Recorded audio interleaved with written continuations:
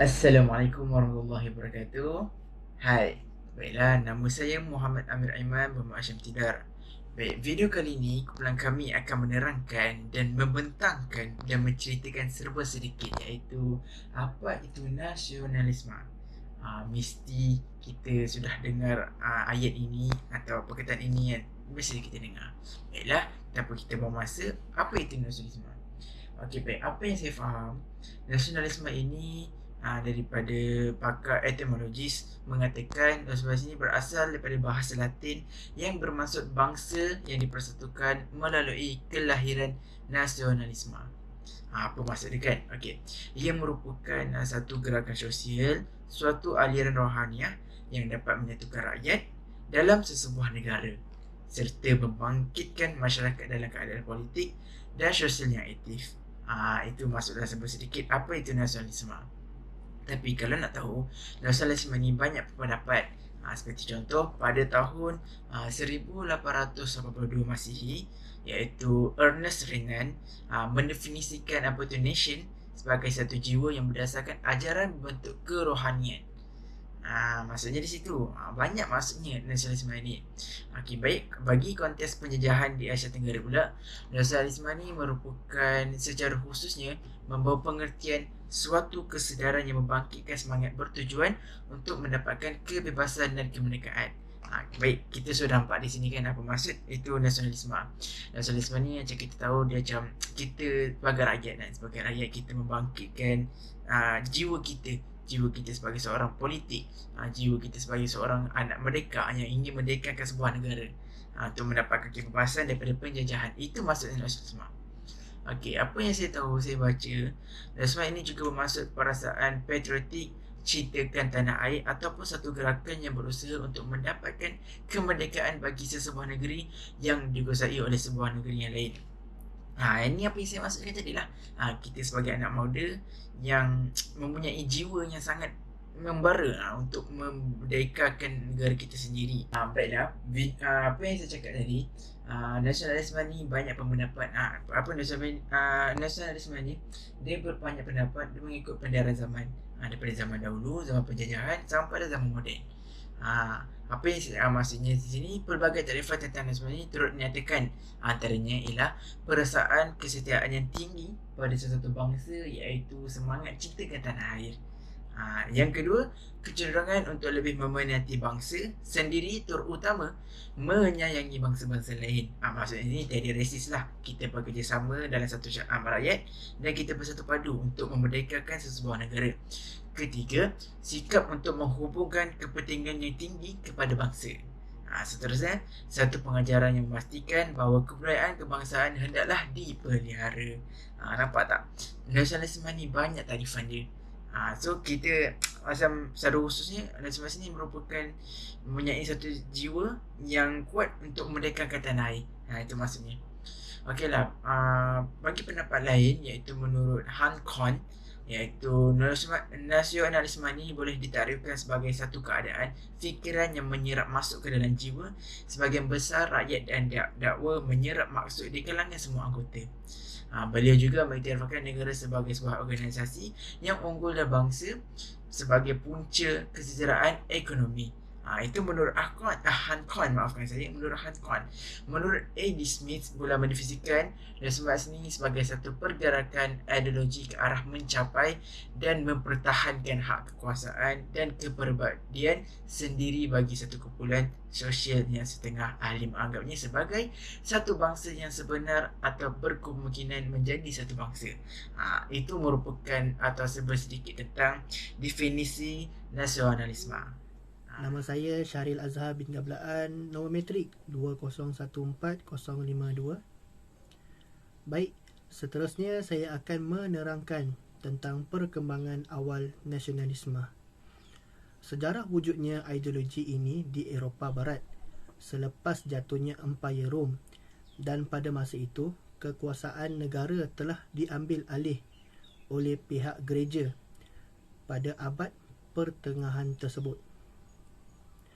Pada peringkat awal, kemunculan nasionalisme ini terdiri daripada golongan bijak pandai dan para penyair. Di sini, mereka membayangkan rasa harga diri dan segala kekurangan yang ada pada diri mereka hanya boleh diberitahu melalui pen dan kertas. Kemudian, ia disusuli dengan peringkat kedua yang diperjuangkan oleh golongan bawahan yang terdiri daripada kaum buruh kerana mereka tidak tahan lagi ditindas oleh peringkat atasan. Dalam peringkat ini, nasionalisme tidak lagi diperjuangkan melalui pen dan kertas, tetapi melalui senjata dan pemberontakan. Akibat cara nasionalisme yang keras ini telah menyebabkan kebanyakan negara-negara di benua Asia, Afrika dan Amerika Latin turut dijajah oleh mereka. Penjajahan ini berlaku setelah timbulnya desakan ekonomi dan sosial yang mendorong ideologi ini meluaskan empayar takluknya bagi mengaut segala faedah ekonomi daripada tanah jajahannya. Pada abad ke-20, nasionalisme yang merupakan hasil peninggalan sejarah badan-badan politik telah tersebar luas dan menjadi satu perubahan yang terbesar pada masa kini.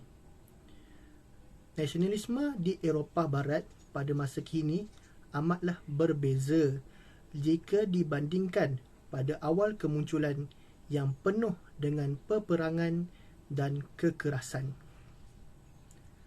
Perkembangan ideologi di Eropah juga boleh dibahagikan kepada 4 peringkat.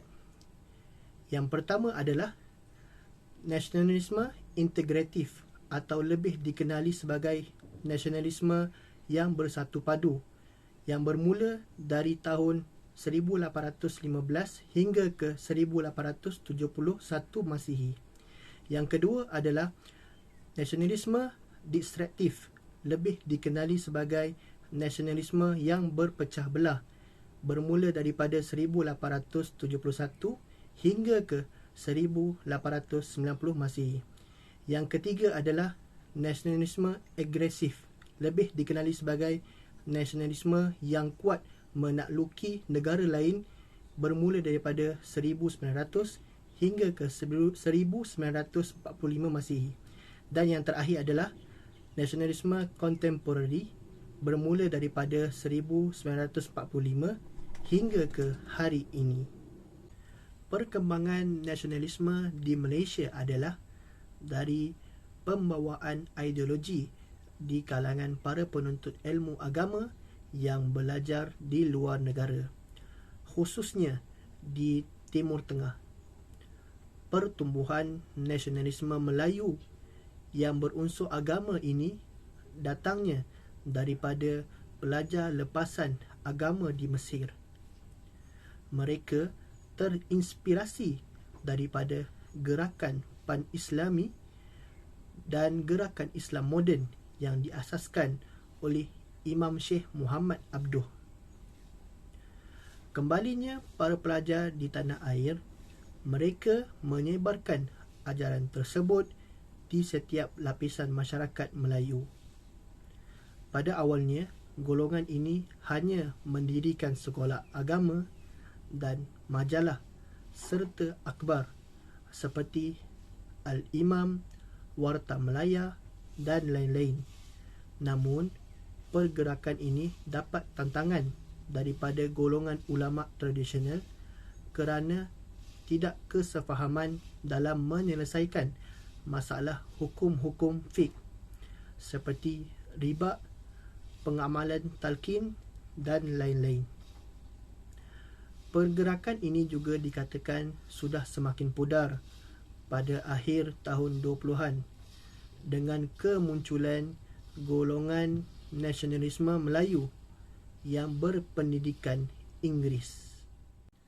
Terdapat beberapa teori pemikiran tokoh-tokoh Islam seperti Muhammad Iqbal, Profesor Ismail Al-Faruqi dan Al-Syahid Hasan Al-Banna turut dinyatakan. Menurut Muhammad Iqbal dan Profesor Ismail Al-Faruqi menyatakan tidak salah apabila cintakan tanah air, tetapi mereka menolak sekeras-kerasnya nasionalisme kerana ia akan mengundang perpecahan kaum. Manakala menurut Al-Syahid Hasan Al-Banna tidak menentang para penganjur fahaman ini dengan mutlak, kerana dalam ideologi ini ada yang membawa kepada kebaikan dan ada juga yang membawa kepada keburukan. Sebagai contoh keburukan, nasionalisme ini berusaha menghidupkan semula budaya jahiliah dan ingin melepaskan daripada ikatan Islam itu sendiri. Nama saya ni Ahmad Irfan bin Kamal Zaman, nombor matrik 2014-051 dari kelas AS14 4B. Sekarang saya akan menerangkan tentang peranan-peranan nasionalisme dalam sesebuah negara. Okey, terdapat 4 peranan di sini, iaitu pertama, kedudukan bahasa. Kerana apa? Kerana bahasa ini memainkan peranan penting sebagai alat komunikasi dalam kehidupan setiap manusia, lagi-lagi dalam keadaan yang berbilang kaum. Yang kedua ialah menghormati bendera. Ini kerana bendera merupakan lambang keagungan dan kemegahan bagi sesebuah negara. Bendera ini digunakan dalam peperangan, majlis-majlis keramaian seperti majlis kahwin, perayaan dan dikibarkan di tempat yang tinggi. Yang ketiga ialah lagu kebangsaan dan nyanyian patriotik. Ini disebabkan kerana lagu atau nyanyian ini dapat melahirkan rasa cinta yang dalam terhadap tanah air ini. Yang terakhir ialah pembinaan patung dan tugu kebangsaan. Benda ini dibina kerana untuk memartabatkan bahasa, bendera dan lagu kebangsaan sebagai tanda cinta kepada bangsa dan negara. Yang terakhir sekali ialah kesimpulan. Definisi nasionalisme ini berbeza mengikut fahaman dan pemikiran seorang yang berlainan keturunan, adat dan budaya mengikut situasi semasa dan perubahan zaman. Kita harus memahami yang nasionalisme ini dan asabiah ini adalah dua unsur yang sama tapi tidak serupa. Kedua-dua ini menjelaskan tentang dua status kelompok yang wujud dalam sesebuah masyarakat. Untuk lebih difahami, asabiah ini merupakan kewujudan kelompok kecil yang berautoriti dalam kelompok yang lebih besar seperti kelompok Islam, nasionalisme, liberalisme dan sebagainya. Sekian sahaja penjelasan daripada kami berkaitan dengan nasionalisme. Yang baik itu datang daripada Allah Subhanahu Wa Taala dan yang buruk itu datang daripada kesalahan dan juga kesilapan diri kami sendiri. Assalamualaikum warahmatullahi taala wabarakatuh.